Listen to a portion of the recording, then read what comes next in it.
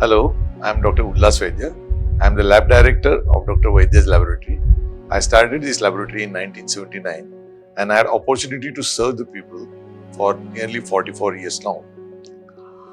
Those days, there were no social media, and now the technology has changed, and this gives me opportunity to interact with many people and inform you about various uses of pathology laboratory, various uses of tests, and that's why I'll be talking to you.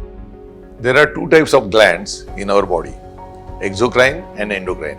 Exocrine glands have ducts, whereas endocrine glands are ductless glands.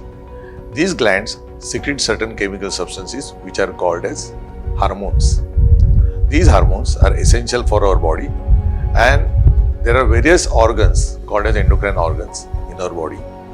For example, in brain, we have pituitary and pineal gland, and there is a control of hypothalamus, so there is a neuroendocrine axis.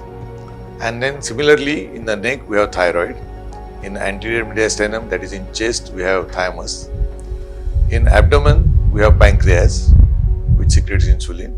We also have, in case of female, ovaries which secrete estrogen, progesterone, and adrenal which gives adrenaline as well as cortisol.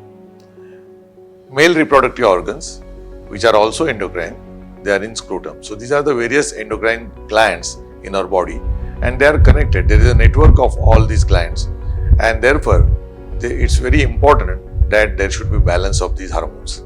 If there is hormonal imbalance, it will cause effect on the body, because these glands and their secretions, they are very important for growth as well as for the metabolism, for bone formation, for sexual functions.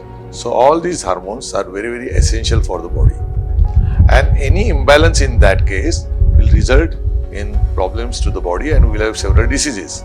For example, you have commonly heard thyroid. Thyroid secretes T3 and T4. So these T3, T4, they are essential for metabolism, and whenever these hormones decrease, it is called as hypothyroidism. Whenever these hormones increase, it is called as hyperthyroidism. Both the cases are not good for the health, and they will definitely cause a disease.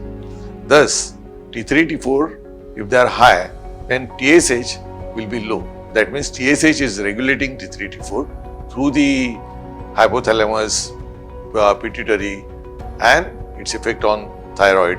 And similarly, whenever T3, T4 are low, TSH will be high.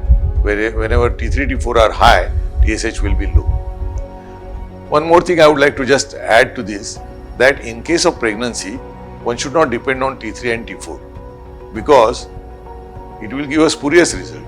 So in pregnancy, we must estimate free T3 and free T4 so that we get proper idea whether the lady is hyperthyroid or hypothyroid. So this is the example of one hormone. Similarly, there are various hormones like insulin and glucagon in pancreas, then in adrenal cortex, cortisol and adrenaline, in ovary, estrogen and progesterone, in testes, testosterone. So these are various hormones which are required for various functions of the body. Now, supposing if we have any problem, then you must consult an endocrinologist so that proper treatment can be taken and the balancing of the hormone again brought to normal.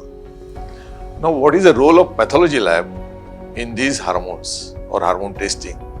Yes, we have special laboratories like ours where we can test the hormones, because these hormones are in a very small amount, and they are in micrograms or picograms or microliters. So it is very, very important that you should have infrastructure to estimate these minute quantities in accurate manner. So that's why there is a machine, there are autoanalyzers which can estimate these, and on these autoanalyzers there is a special method called as chemiluminescence, where antigen antibody reaction is used and these hormones can be estimated in a very small quantity. So thus we can estimate T3, T4, TSH, FSH, LH, prolactin, cortisol, insulin. All these things can be estimated in laboratory, and they are really useful for all various disorders and for the medical diagnosis. Thank you.